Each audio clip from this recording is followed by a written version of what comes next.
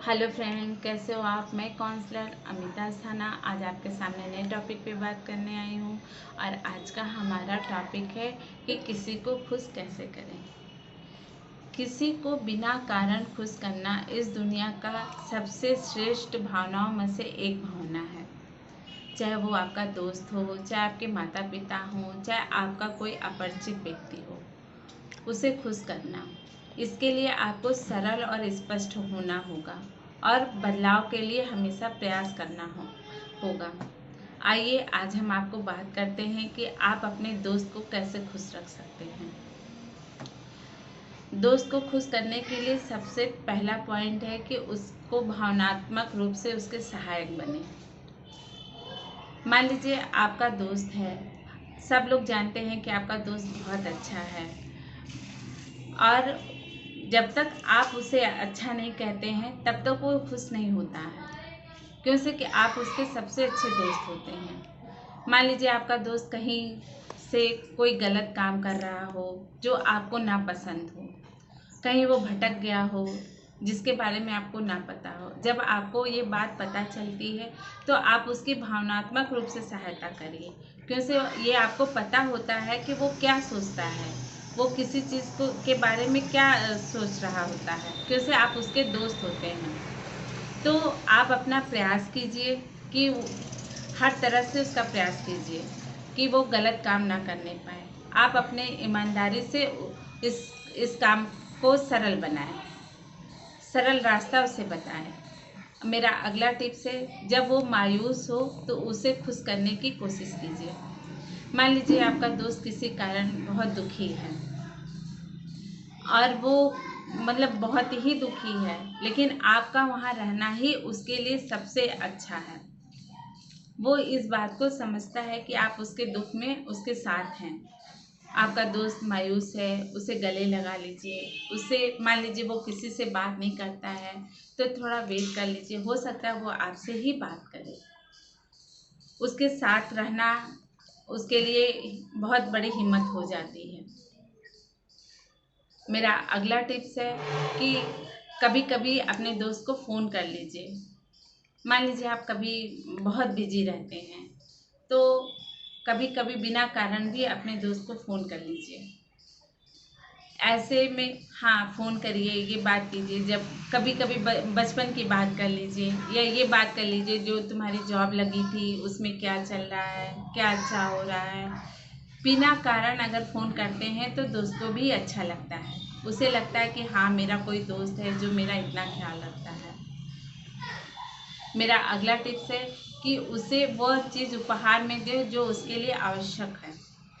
मान लीजिए आपका दोस्त है, आपको ये पता है कि उसके पास ये चीज़ नहीं है और वो इस चीज़ को लेने के लिए सोच रहा है, या उस चीज़ के बारे में वो आपसे बार बार ये बात करता है। कोई भी चीज़ हो सकती है उसके नीड के अनुसार, तो आप उसको वो चीज़ उपहार में दें तो देखिए वो कितना खुश हो जाता है। वो ये जान जाएगा कि हाँ, हमारा दोस्त हमारे लिए इतना सोचता है। मेरा अगला टिप्स है, अच्छे श्रोता बने। एक दोस्त ही होता है जो अपने दिल की बात एक दूसरे दोस्त से कह सकता है, और वो किसी से नहीं कह सकता है। तो आप उसकी जब वो बात करे तो उसकी पूरी बात सुनिए, बीच में कुछ भी ना बोलिए। ठीक है, अगर आपको उसकी कोई बात खराब भी लगती है तो उसे को बोलने के बाद उससे बोलिए। कम से कम वो अपने दिल की बात आपसे कह तो लेगा, और उसकी भावनाओं को समझने की कोशिश कीजिए। सिर्फ एक दोस्त ही होता है दुनिया में जो हर व्यक्ति अपनी बात कह लेता है बिना झिझक। मेरा अगला टिप्स है कि उसके लिए अच्छा खाना बनाएं। मान लीजिए आपका दोस्त है, आपको पता है कि उसे ये चीज़ बहुत अच्छी लगती है, तो कभी कभी मान लीजिए अपने रूम पे बुला लीजिए, और आपको पता है कि हमारे दोस्त को अच्छा लगता है, हम लोग पहले खाते थे, तो उस तरह का कोई एक इवेंट बनाइए जिसमें उसके लिए आप अच्छा खाना बनाइए। देखिए वो कितना खुश हो जाता है। मेरा अगला टिप्स है, कार्ड उपहार में दीजिए। हम लोग क्या करते हैं कि केवल कोई त्यौहार आता है तो कार्ड देते हैं। ऐसा ना कीजिए। आप कभी अपने दोस्त के लिए कार्ड उपहार में दे के देखिए। आप उसके घर जाइए, चुपके से उसके लिए कार्ड जो है डाल दीजिए उसके दरवाजे में, या फिर जहाँ पे उसका इन बॉक्स होता है, तो उसे भी अच्छा लगेगा। कोई किताब जो है जो उसे बहुत पसंद है, वो पढ़ता था, वो आपके पास है, उसके उस दरवाजे पे के पास आप रख के चले आइए। जब वो अगर वो किताब पाता है तो सिर्फ वो आपको याद करता है, क्योंकि उसे ये पता हो कि ये सिर्फ वो मेरा दोस्त ही जानता है। देखिए वो कितना खुश हो जाता है। मेरा अगला टिप्स है कि बिना कारण दोस्त की मदद करें। मान लीजिए आपका दोस्त है, उसकी कार खराब हो गई है और वो कार जो है गैराज में पड़ी है, उसे कार पे घूमना अच्छा लगता है, तो आपको ये पता है तो उसको अपनी कार में शेयर करा दीजिए। मान लीजिए आपको आपके दोस्त को कहीं ढाबे का खाना पसंद है या किसी रेस्टोरेंट का खाना ज़्यादा पसंद है, लेकिन आज वो नहीं खा पा रहा है, हो सकता है कोई आर्थिक प्रॉब्लम हो, तो उसे वो कर दीजिए। और मान लीजिए उसे बाज़ार जाता है, कुछ पसंद आ जाता है, लेकिन वो किसी कारणवश नहीं ले पाता है और वो किसी से कह भी नहीं पाता है, हिचकिचाता है, तो अगर आपको ये पता है तो उसे लेके दे दीजिए। तो देखिए आपका दोस्त कितना खुश हो जाता है। मेरा अगला टिप्स है कि पीठ पीछे उसकी तारीफ़ करें। अक्सर लोग क्या करते हैं, अपने दोस्त की जो बुराई पीठ पीछे कर देते हैं। जैसे ही दोस्त आगे बढ़ा और पीछे से उसकी बुराई शुरू कर देते हैं। ऐसा नहीं करना चाहिए। जब आपके मान लीजिए आपकी दोस्ती है और आपका दोस्त आगे चला गया, तो आप दूसरे दोस्तों से जब भी आप मिलिए उसकी तारीफ कीजिए। हाँ, ये कहिए कि देखो कितना अच्छा है, कितने संघर्ष से अपना जीवन जी रहा है, अपने लक्ष्य को पाने के लिए कितनी मेहनत कर रहा है। चाहे कुछ भी हो जाए, कभी भी अपने दोस्त की बुराई नहीं करनी चाहिए, क्योंकि ये सबसे अनमोल रिश्ता होता है जो दोस्त अपनी हर बात दोस्त से बोल देता है। और सबसे विश्वसनीय रिश्ता भी यही होता है। इस रिश्ते में कोई मोल नहीं, इस रिश्ते का कोई मोल नहीं होता है। और हर एक दोस्त अपने दोस्त को आंख बंद करके विश्वास करता है। इसलिए आप कभी भी उसकी पीठ के पीछे उसकी बुराई ना करें और जो है उसकी सराहना करें, उसकी तारीफ करें। जब कोई दूसरा दोस्त उस दोस्त से ये बात कहता है तो वो कितना खुश होता है, भावनात्मक रूप से भी खुश होता है, उसकी आत्मा भी खुश होती है और वो मन ही मन आप जो है उसके लिए सबसे श्रेष्ठ बन जाते हैं। और फिर वो अपने को अकेला कभी नहीं महसूस करता है। उसे लगता है कि दुनिया में कोई मेरा है, जो मेरी परवाह करता है, जो मेरे लिए सोचता है, चाहे हम रहें चाहे ना रहें, मेरी इज्जत करता है। आइए अब हम जानते हैं कि हम अपने माता पिता को कैसे खुश रखें।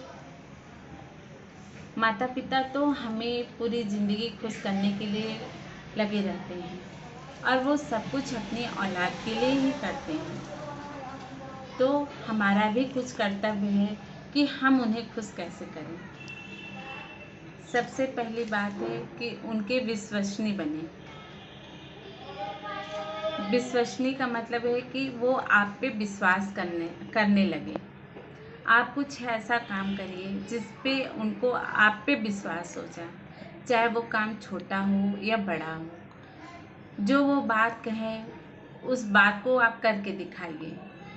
ठीक है, कोई बात वो बोलते हैं आप नहीं कर पाते हैं तो थोड़ा करने की कोशिश कीजिए। वो कोई भी बात हो सकती है, चाहे मान लीजिए कि एक माँ बाप के 4 बच्चे हैं, किसी बच्चे से माता पिता का दिल दुखी हो गया, हो सकता है कि उस बच्चे की बात वो आपसे कह दें कि आपका भाई है, बात नहीं मानता है, उसे सही रास्ते पे ले आना है।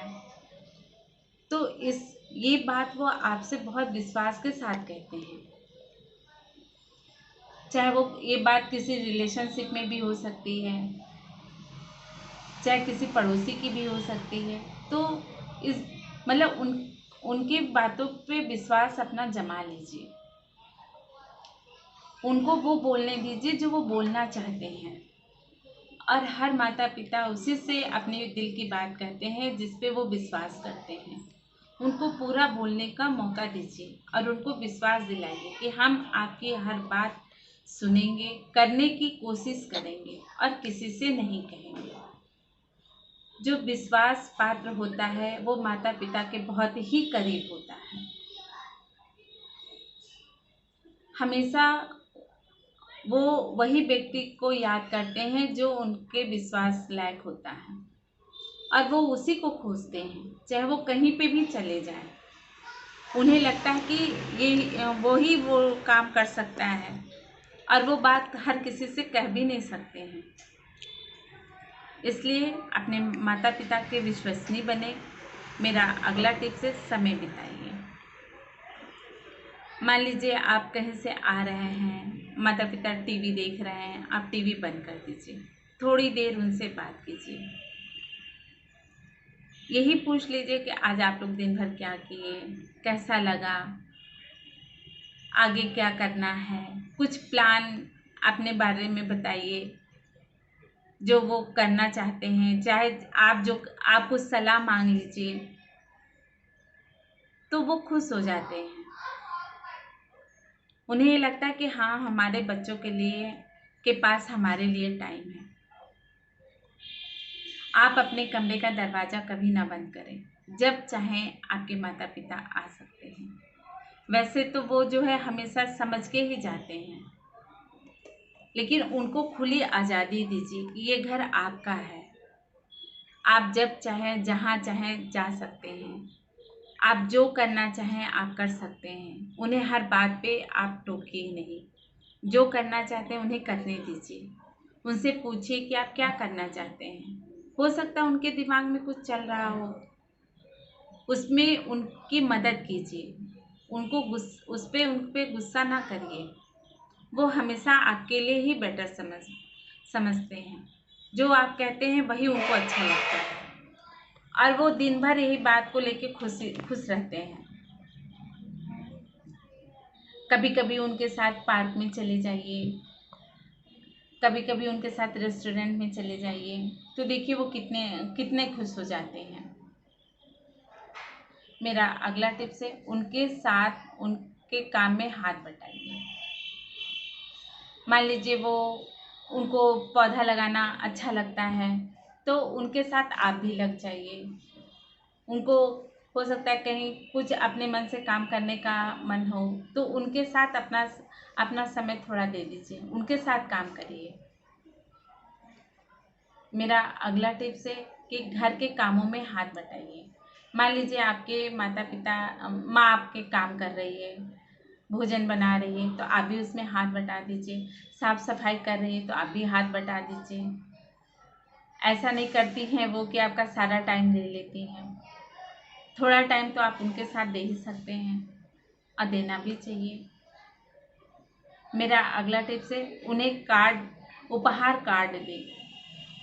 जैसे मान लीजिए कि आप सबको कार्ड देते हैं तो कभी कभी आपको मान लीजिए आपको आपके पिताजी की कोई बात ही बहुत अच्छी लग गई या कुछ वो ऐसा काम किए जो आपको बहुत अच्छा लग गया, आप उस बात को उस कार्ड में लिख के दे दीजिए। चुपके से जहाँ वो बैठते हैं वहाँ रख दीजिए। देखिए उन्हें कितना अच्छा लगता है, वो कितने खुश हो जाते हैं। उनके साथ कभी कभी मोबाइल गेम भी खेल लीजिए, वो भी उनको अच्छा लगेगा क्योंकि वो तो जानते नहीं है ना, वो सीखने की कोशिश करेंगे। वो भी ये जानना चाहते हैं कि इसमें सब लोग क्या देखते हैं। उन्हें बताइए, उनको टेक्निकल चीज़ों के भी बारे में बताइए। देखिए वो कितने खुश हो जाते हैं। मेरा अगला टिप्स है कि स्नेह करें। स्नेह करने का मतलब है कि अपने माता पिता को गले लगाएं। मान लीजिए आप ऑफिस जा रहे हैं, आपकी माँ है, उन्हें गले लगा लीजिए। आप ऑफिस से आते हैं, पिताजी हैं, उन्हें गले लगा लीजिए। देखिए उनको कितना अच्छा लगता है। जब कोई किसी को गले लगाता है तो उसे उसकी जो सारी भावनाएं उससे जुड़ी होती हैं और वो बहुत सुकून महसूस करता है। और आप इस ऐसा करने से आपके माता पिता बहुत ही खुश हो जाते हैं। मेरा अगला टिप्स है, उनका बर्थडे ज़रूर मनाएं। आपको अपने माता पिता का बर्थडे ज़रूर मनाना चाहिए। क्यों से कि उनके समय तो ये था ही नहीं।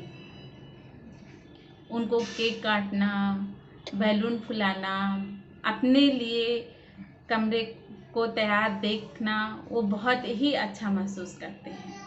उनके लिए जो है उनके फ्रेंड्स का आना, उनके पसंद रिश्तेदारों का आना उन्हें बहुत ही अच्छा लगता है। ऐसा करके देखिए और कभी भी अपने ये ना सोचिए कि उन्हें अच्छा नहीं लगेगा। आप एक बार करिए देखिए, आपको लाख दुआएं देंगे।